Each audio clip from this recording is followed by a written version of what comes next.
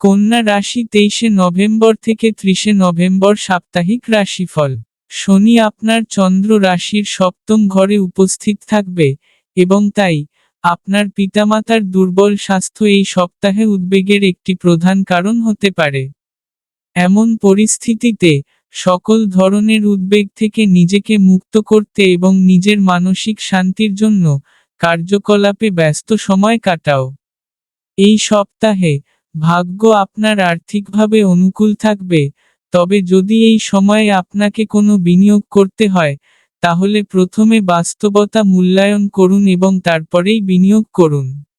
অন্যথায়, আপনার অর্থ আটকে যেতে পারে। আপনি যদি এই সপ্তাহে আপনার পরিবারের উপর আপনার সিদ্ধান্ত চাপিয়ে দেওয়ার চেষ্টা করেন, তাহলে আপনি কেবল আপনার নিজের স্বার্থের ক্ষতি করবেন।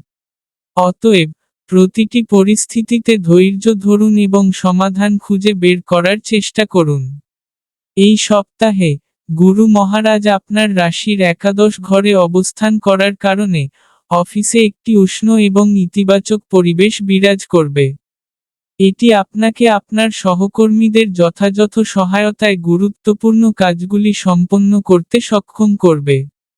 এটি আপনাকে তাড়াতাড়ি কাজ থেকে মুক্ত হতে, তাড়াতাড়ি বাড়িতে যেতে এবং আপনার পরিবারের সাথে মানসম্পন্ন সময় কাটাতে সাহায্য করবে। এই সপ্তাহে, অনেক ছাত্রকে তাদের জ্ঞান প্রদর্শন করতে এবং বাড়িতে কিছু কাজে অবদান রাখতে দেখা যাবে।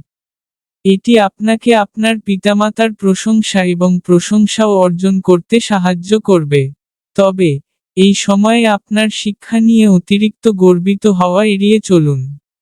এই সপ্তাহে উপায়, প্রতিদিন বিষ্ণু সহস্রনাম পাঠ করুন।